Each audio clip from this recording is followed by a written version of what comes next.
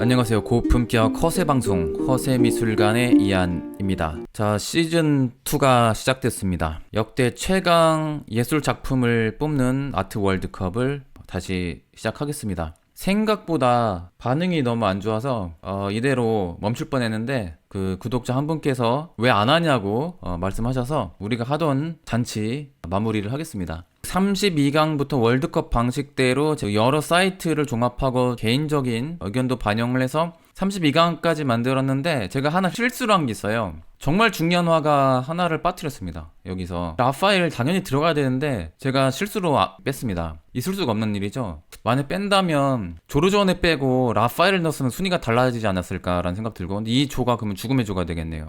혹은 다른 조에 오달리스크 빼고 라파엘 넣었어야 되는데, 혹은 자크루이 다비드? 어쨌든 이미 지나간 이야기니까 패스. 그래서 저번 16강전에서 충격적인 결과가 이 매치였죠. 고흐의 별이 빛나는 밤과 모나리자 다빈치의 작품이 붙었는데, 그러니까 이거는 거의 결승에 나와야 될 법한 그런 매치인데 그냥 모나리자가 발렸습니다. 어처구니 없이. 근데 대단한 게 한 표만 줬어요. 우리 구독자분들이. 우리 구독자분들은 인지도 따위에 생각 그런 거 안 합니다. 자신의 그 취향을 믿는 대단한 안목을 가지고 계신다고 저는 생각합니다. 자, 아무튼 누가 떨어질지 모르는 이런 중요한 매치 8강 대진표를 시작하기 전에 보면 별이 빛나는 밤과 피에타는요 개인적으로 예상을 못하겠어요. 저도 한 표를 행사할 거거든요. 누굴 뽑을지 정말 이거 고민입니다. 누가 될지도 모르겠고. 자, 그리고 렘브란트와 얀바네이크가 붙었는데 이건 조금 예상이 돼요. 그냥 제가 의견 말씀드릴게요. 이게 되지 않을까? 얀바네이크 작품이? 미술 애호가들이 그래도 아무래도 우리 구독자분들이 많잖아요. 미술 애호가들은 얀바네이크를 굉장히 좋아합니다. 그래서 저는 얀바네이크가 될 걸로 저는 개인적으로 예상하고요. 여러분들 의견을 보지 않은 상태에서 지금 말씀드리는 거예요. 자, 그리고 카라바조와 벨라스케스가 붙었는데, 카라바조가 정말 위대한 화가인 건 맞는데 그 엄청난 임팩트 있는 작품으로 따지면 벨라스케스가 조금 더 우위가 아닐까 싶어요. 시녀들. 그래서 저는 시녀들의 이길 걸로 조심스럽게 예상을 해봅니다. 자, 그리고 매치는요, 저는 좀 고민이 돼요. 누굴 뽑아야 되나. 제 취향과 이게 인지도가 좀 달라서 이 작품 하나 임팩트는 진주귀걸이가 만만치 않은데 모네의 영향력이 또 상당하거든요. 이거는 좀 모르겠습니다. 이거 예상을 못하겠어요. 그래도 해돋이가 올라가지 않을까 싶은데 근데 모르겠습니다. 그 작품에 대한 이야기를 이제 들어가겠습니다.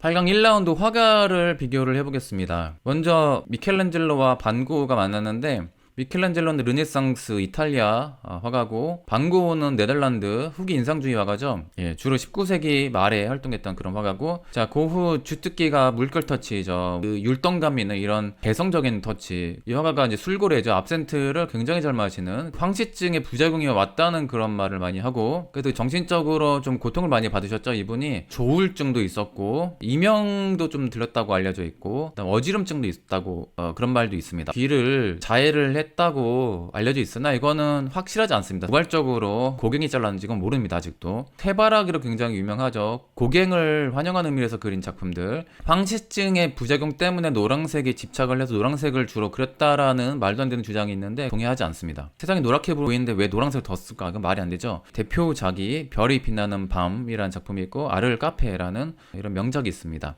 개신교인이었거든요. 아버지도 목사고. 이 화가의 편지를 보면 엄청난 신앙심이 보이거든요. 신심이 좀 남달랐던 고흐입니다. 그림이 굉장히 감성적인 그런 스타일이고, 테크닉은 조금 다른 화가들에 비해서 밀릴 수밖에 없는 게 미술을 제대로 배운 적이 없거든요. 물론 안트웨펜 미술학교 다니게 했으나 금방 퇴학당했고 거의 독학에 의존했다고 보시면 돼요. 미술 관심 없는 사람도 고흐 모르는 사람 없잖아요. 이 화가 그림은요, 누가 봐도 고흐 그림인지 알아맞힐 수 있을 정도로 개성이 강한 화가입니다. 그래서 높은 점수를 제가 임의적으로 줬고, 감히 함부로 준 거니까 이런 거 그냥 무시하시기 바랍니다. 재미로 이제 주는 거니까. 자, 그리고 미켈란젤로 르네상스 3대 거장으로 평가받고, 화가라기보다는 조각가에 더 가깝죠. 조각가인데 그림도 잘 그린다 이렇게 보는 게 더 맞겠고, 자, 인체를 굉장히 잘 묘사를 해서 인체 묘사만큼은 미켈란젤로의 전과 후로 나뉠 수 있다고 저는 감히 판단을 합니다. 미켈란젤로 이후에 인체를 굉장히 잘 묘사하기 시작했거든요.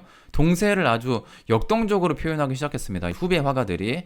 자, 아무튼 그런 영향이 있고, 대표적인 추남으로 유명하죠. 그리고 코뼈가 또 눌러 앉았고, 성격이 아주 뭐 같습니다. 그죠? 그래서 좀 많이 주변 사람들과 많이 논쟁도 있었고, 다빈치랑도 싸우고 그랬죠. 본격적으로 이름을 알리게 된 그 계기가 있어요. 문화재 위조범 출신이거든요. 그게 뭐냐 하면, 간단하게 말씀드리면 큐피트 조각이 있었는데 그거를 급조한 다음에 땅에 파묻고 굉장히 오래된 유물처럼 속이고 골동품 상가에 팔았어요. 근데 이게 너무 이제 감쪽 같으니까 나중에 그 추기경이 찾아내서 오히려 이 미켈란젤로를 후원했거든요. 무명 시절에. 와, 사기도 잘 치면 인생을 역전할 수 있구나라는 걸 보여주는, 이런 거 본받으면 안 되죠. 어쨌든 사기 치면 안 됩니다. 라파엘이랑도 좀 신경전이 있었지만 다빈치하고는 진짜 사이가 안 좋아졌죠. 피렌체에서 길거리 다니며 다빈치는 그림이 최고야, 미켈란젤로는 조각이 최고야, 벽화 대결도 하고 그랬습니다. 그래서 다빈치와는 특히 앙숙 관계라는 거. 최후의 심판, 시스티나 천장 벽화가 굉장히 유명하잖아요. 그 천지 창조. 그 벽화 정말 그리기 싫어했습니다. 그 교황 율리우스 2세가 계속 끝까지 시켜가지고 억지로 한 게 그 엄청난 명작이 됐거든요. 그 싫은 명작을 억지로 시킨 게 바로 브라멘테라는 그 건축가였죠. 그래서 그 사이가 안 좋습니다. 미켈란젤로는 인간관계가 별로 안 좋아요. 예술가가 이런 게 좀 있죠. 자, 그리고 대표작이 피에타가 있습니다. 피에타 다 아는 이번에 나온 작품이고, 다비드, 최후의 심판 여러 작품이 있고, 이 화가도 역시 신앙심이 좀 남다른 아티스트였죠. 교황 율리우스 2세는 애정의 관계죠. 사이가 그렇게 좋다고는 볼 수 없는데 실력을 인정하니까 미켈란젤로를 정말 괴롭혔죠. 제발 해달라고. 그리고 미켈란젤로의 영향을 받은 화가들은 너무 많습니다. 미술사에서. 그 영향력은 뭐 넘사벽이죠.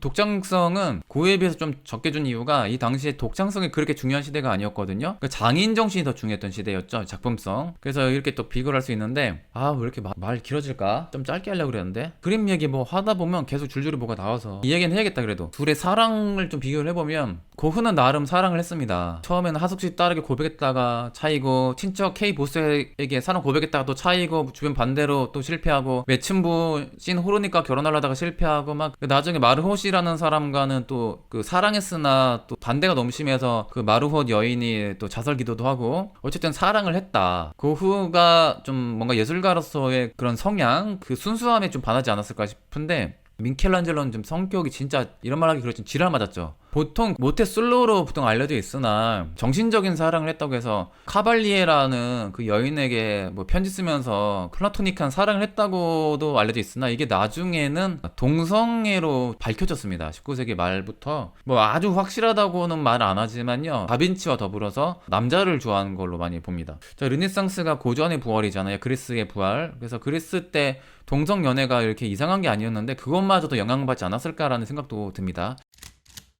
이들의 이제 두 작품 비교를 해보면, 별이 빛나는 밤 너무 유명하죠. 그래서 이 나무가 사이플러스 나무, 죽음을 뭐 상징한다고 하고, 고흐가 어릴 때부터 죽은 형의 이름을 똑같이 붙여줘서 죽음에 대한 고민을 많이 했대요. 죽은 형의 무덤가에서 자신과 똑같은 빈센트 이름이 있어서 느낌이 좀 이상했겠죠. 자기 이름이 죽은 묘지에 딱 붙어있으면. 근데 누가 봐도 사이플러스 나무인지 처음에 못 알아보죠. 그만큼 형태를 자기 마음대로 왜곡하고 단순화한다는 것은 이후에 현대 미술가들에게 또 영향을 줬다고 볼 수가 있고, 색감이라든지 표현의 그 주관적인 왜곡도 역시 표현주의 화가에게 많은 영향을 줬죠. 자, 그리고 이 물결 터치는 고흐의 그 특유의 그 개성이고 매력이죠. 고흐가 어지럼증 때문에 혹은 조울증, 정신병력 때문에 오히려 예술성에 도움이 됐다고 그렇게 평가하는 사람도 있거든요. 저는 그 얘기 듣고 정말 동의를 못했습니다. 왜냐하면 율동감을 보면요, 이건 정리에 가깝거든요. 뭔가 그래픽 디자인적인 안정에 가깝습니다. 뭔가 리듬감이 있어요.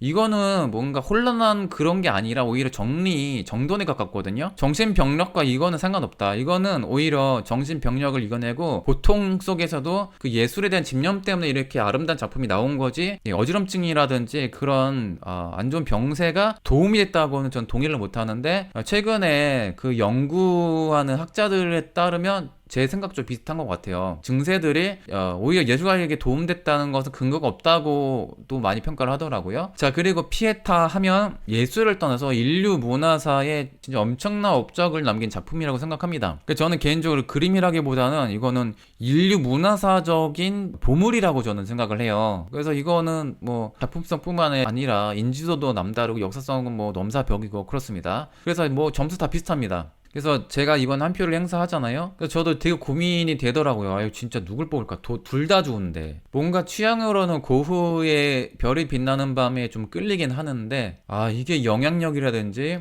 인류 문명적인 업적 그것까지 따졌을 때는 아무래도 미켈란젤로의 피에타에 한 표를 줘야 되지 않을까. 그리고 화가의 그런 점수 있잖아요. 그 엄청난 바티칸의 시스티나의 벽화들, 그런 개념까지 합하면 미켈란젤로에게 줘야 되지 않을까 생각을 해서 아깝게도 마음은 고흐지만 미켈란젤로에게 한 표를 주겠습니다. 저는. 자, 그래서 결과는 이따가 한꺼번에 발표를 하고, 자, 다음 라운드입니다.